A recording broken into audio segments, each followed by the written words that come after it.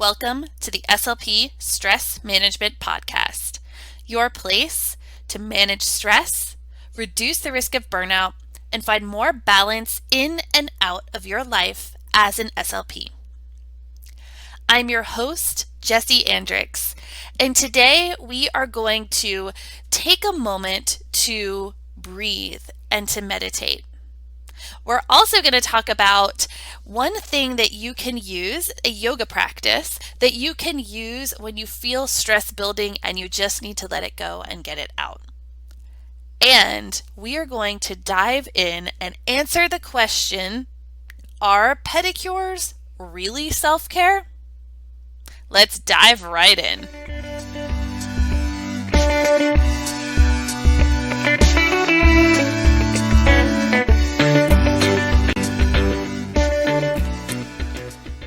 Time for a wellness tip.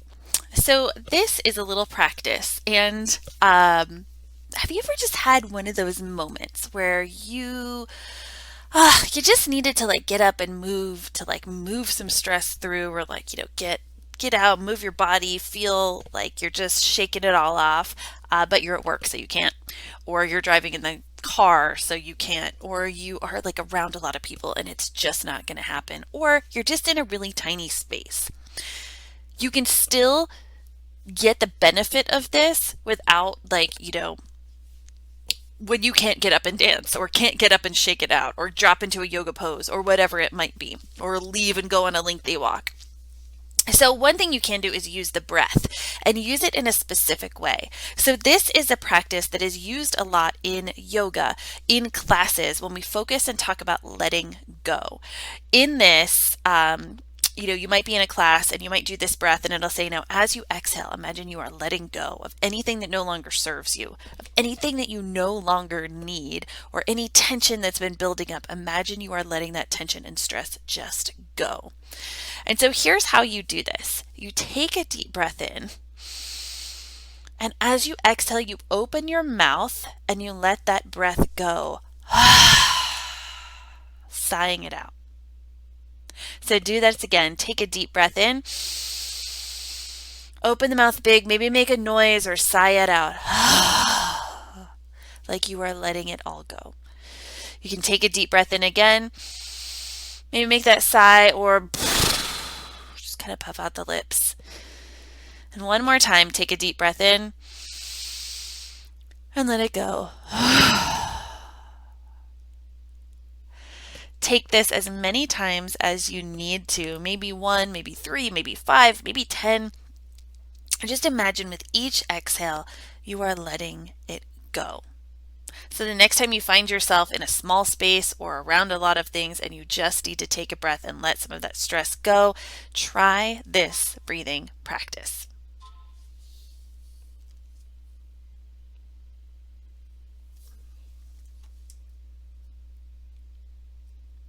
So the next time you find yourself in a small space or just around a lot of people or somewhere where you just need something to use in that moment, try this breathing practice. And let me know how it goes. Share over on Instagram, find me at Jessie Andrix, send me a DM, or just share it in your stories and let me know how this practice works for you. And now an ad from this week's sponsor.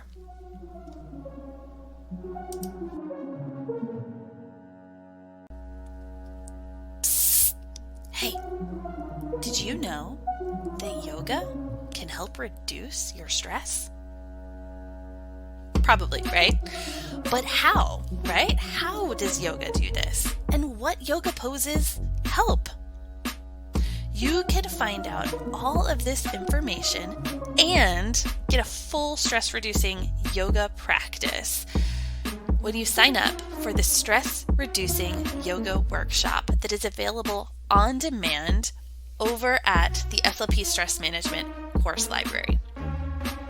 Sign up for Stress Reducing Yoga and get the workshop that explains how exactly it helps reduce your stress, and the full class where you get to put it all into practice anytime you need it.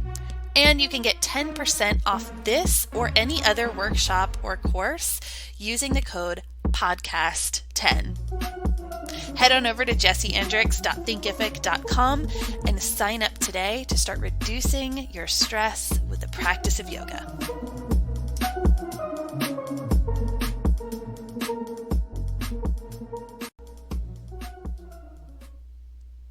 Let's take a moment to meditate. Go ahead and find yourself in a comfortable seat. And today we're going to take just a very basic meditation, a moment to breathe, to pause. So in this comfortable seat, or if you're standing, that works too. Feel either feet on the floor or bottom pressing down into your chair or the ground beneath you. And then nice and tall through the spine, not rigid, but just lengthened, crown of the head reaching up. Lots of space to breathe here. And as you breathe in, just start to take that inhale through your nose. And if you're able and you exhale, breathe out through the nose as well. Take a nice deep breath in through the nose. And exhale out. Just continue this, maybe just observing the breath, not judging it, but just noticing it. Each breath in, each breath out. Where is it traveling to? Is it going deep down into the belly or right into the chest? Does the exhale come easy or take some time?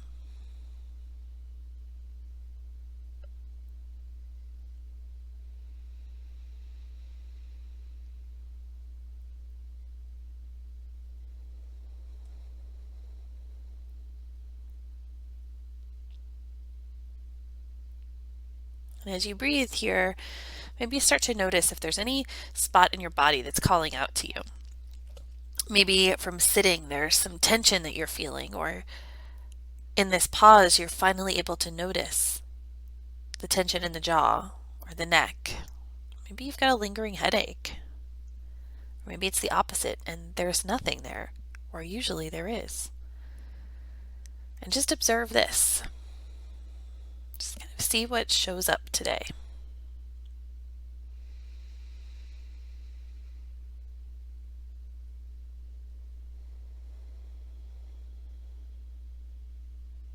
Maybe bring this into your thoughts as well. So while those thoughts may be coming in, and sometimes we want to feel really attached to them and explore them, maybe just observe them and let them go. So just noticing them drifting in and out. Not right or wrong, not good or bad, just thoughts.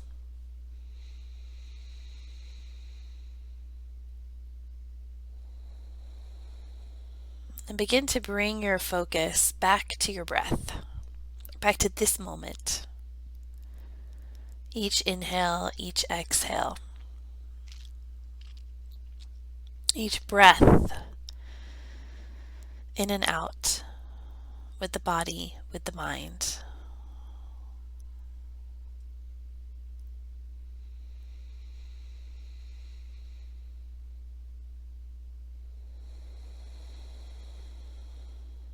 Take one more big breath in here.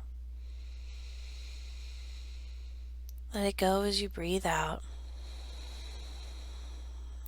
Come back to your own pattern of breathing, your own natural rhythm.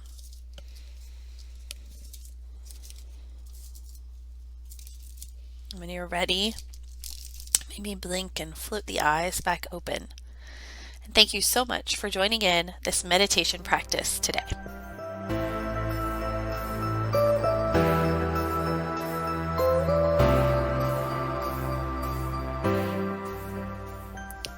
Let's start off with a little story today. So I was at my doctor's office last year for a wellness check, and they were going through like that list of questions that they ask when they need to like make sure they've updated your profile, like the standards. Do you smoke? How often do you consume alcohol? Do you have any mental health concerns? So all very important for sure, but kind of like the routine. And so I let them know that for the mental health concerns that I didn't have a concern per se, but I had reached out to schedule a therapy appointment because I was feeling some anxiety creep up and it just a lot of different life circumstances. And there was definitely some stress and some grief building up. And so she said, "That's awesome. That's what we say to do." And also, there are some resources and centers around us and online in our area that we live in that work with mindfulness. And we started talking about the importance of mindfulness and especially with self care, especially when you are overwhelmed and stressed. And so she mentioned that she had once been given some meditations to try for herself and for her child. And we started talking about things like meditations and, stress and things you could do to take a break from it. And we also started talking about things like pedicures. And so with this, she said something like, "That's why pedicures and manicures are so great for self-care. They give you that little moment of time to pause and reset with no other obligations or worries, even if it's for a brief amount of time. It just feels nice. And sometimes that's what you need, to feel nice and to feel taken care of. So go get one and don't bring your kid. Go alone." And so this got me thinking of the different levels of self-care and things that people like to do when they're feeling stressed and overwhelmed. And to be really honest with you, like I tend to kind of like poo-poo the ones that are more pampering. And I think that a lot of people that are really into self-care and into, mindfulness and burnout, we tend to really just kind of like thumbs down those really pampering things like bubble baths, manicures, pedicures, which honestly for me, I just don't get the hype behind them. I tend to go for the really involved ones like meditation, movement, deep internal check-ins, the like heavy, tough stuff. But recently, I've just also started to see things like reading a book, grabbing a cup of coffee, sitting in the sunshine, and socializing with friends as forms of self-care. I'm not really doing an internal check-in necessarily, but I'm bringing more balance into my day. Some quiet to balance chaos. Some outside to balance inside. Coffee or tea to pause when I'm on the go. A treat versus a sacrifice.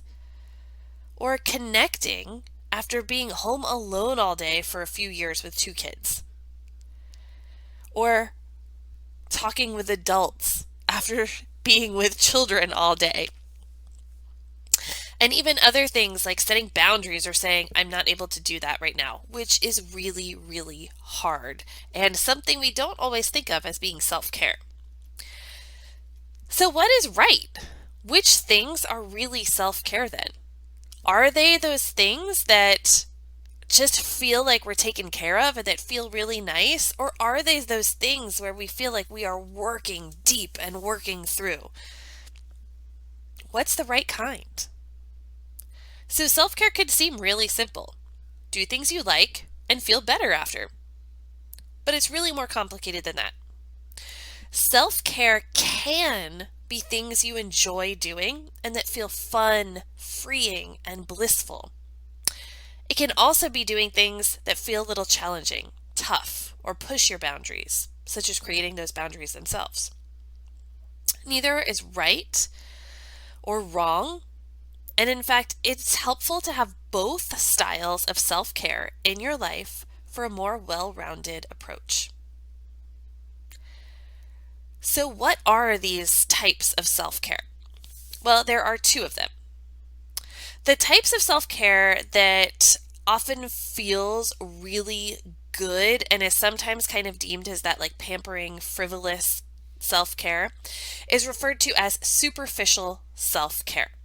So this automatically makes you think, probably, that, aha, it is frivolous because it's superficial, but the name can be misleading and lead to more of that like frivolous labeling of it. Really, it is a much needed reprieve from the stress you are facing. And the reason it's superficial is because you're not digging down deep. You're not doing any tough work. You're taking a break.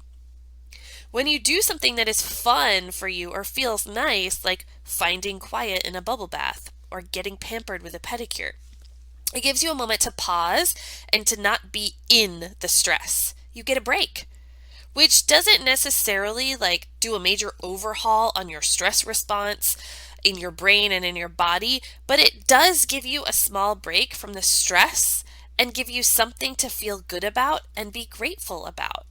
And it helps you find some joy and some positive emotions and things in your life. And this can be really important for starting to turn down the stress response and shift you out of a negative stress cycle.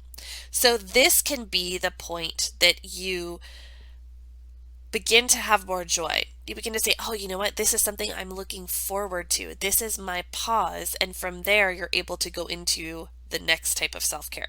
So it isn't that superficial is not good or not as good, but it's more that you're not going deep. It's not going to create big fixes, but it can give you small changes and start to create those bigger shifts and bring in some joy. The other type of self-care is the deep self-care. So one is superficial, one is deep. Deep self-care is the things that do overhaul your stress response and are not necessarily comfortable to or easy to do.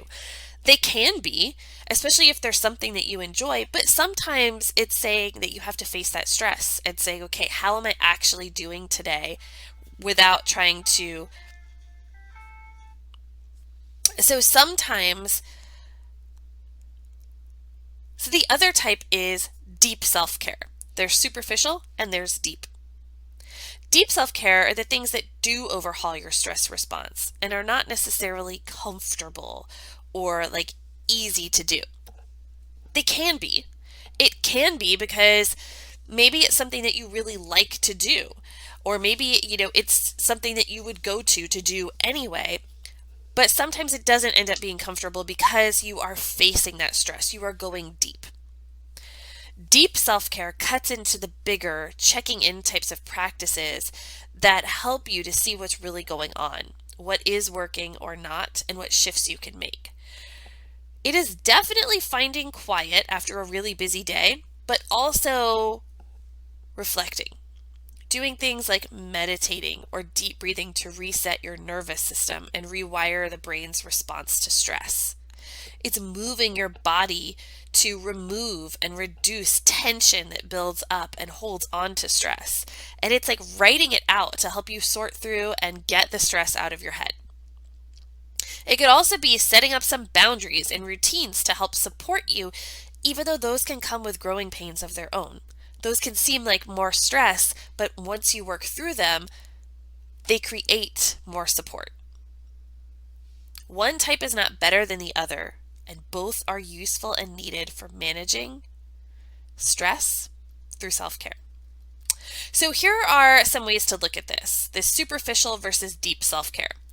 With superficial, you ask yourself, does it feel good? So these are things that, when you do them, you feel like, oh, yes, this feels so nice. Maybe pedicures, manicures, reading a book, which really this could kind of go and be with both. Socializing, getting a massage, listening to your favorite podcast, taking a bubble bath, taking 5 minutes to just find some quiet. And again, this can be both.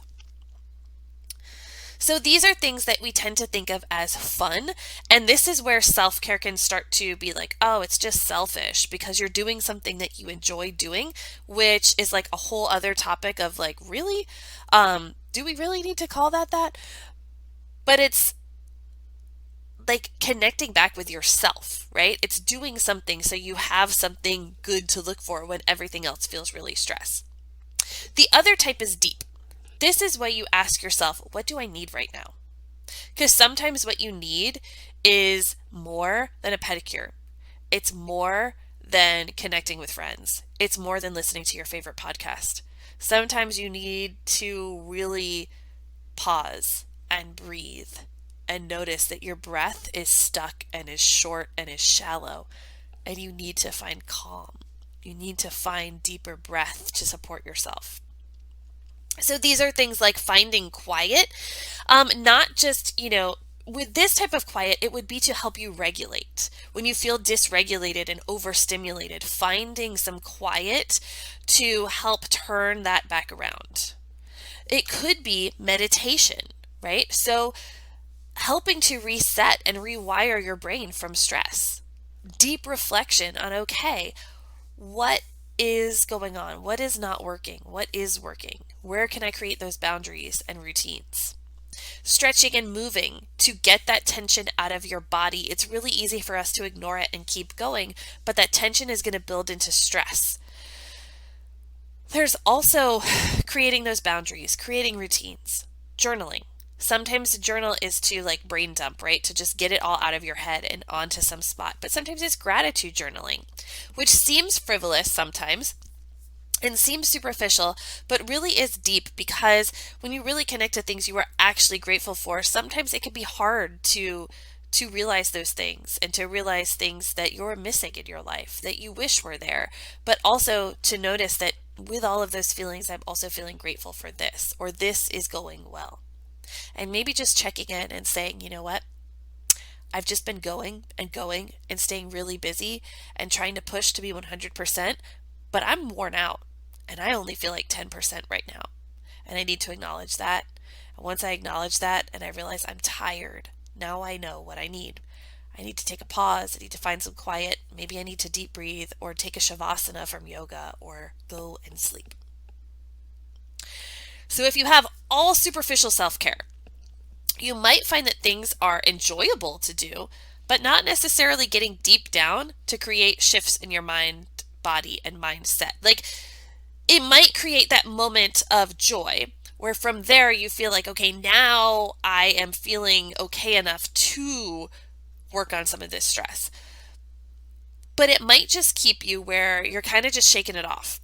And again, this is important because then it's not sitting with you as much, and it's definitely, fostering connections and things and giving you maybe some ability to move on, but it won't necessarily rewire and shift out of the stress response.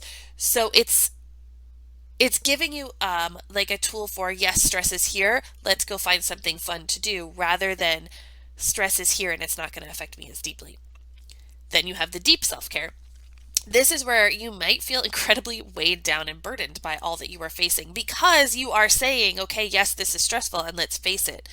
This can bring up a lot of emotions and put you right in the middle of stress because you're working through it. You're in it in order to move through it. And so it might not feel light and fun, right? It might take away some of the fun at times.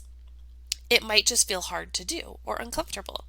But this is the type that does rewire your brain, that does help you shift out of the stress and to reduce the stress response in your brain and your body. So this is really important to do for the long haul. So having a balance of sorts with both can be really key. If you tend to stay superficial with self-care, add in some deeper ones to help rewire your brain and body when stress shows up so it doesn't affect you as deeply. And if you're feeling kind of weighed down by self-care and that everything is very serious, add in something light and fun so you feel joy and connection in your life and you feel that you are taken care of and supported. So I would love to know, which do you tend to lean towards? Share in the comments over on the blog, or send me a DM on Instagram at Jessie Andrix. Or if you want to really dive deep into this with me, send me an email, jessie@jessieandrix.com. Want some more resources to help you no matter which self-care you decide to choose? Click on the link below for the Resilient SLP Toolbox and enter your email to receive immediate access to a free resource library full of tools to help you manage stress, reduce the risk of burnout, and find more balance in your life in and out of being an SLP. Thank you so much for tuning in today. Love and light to you.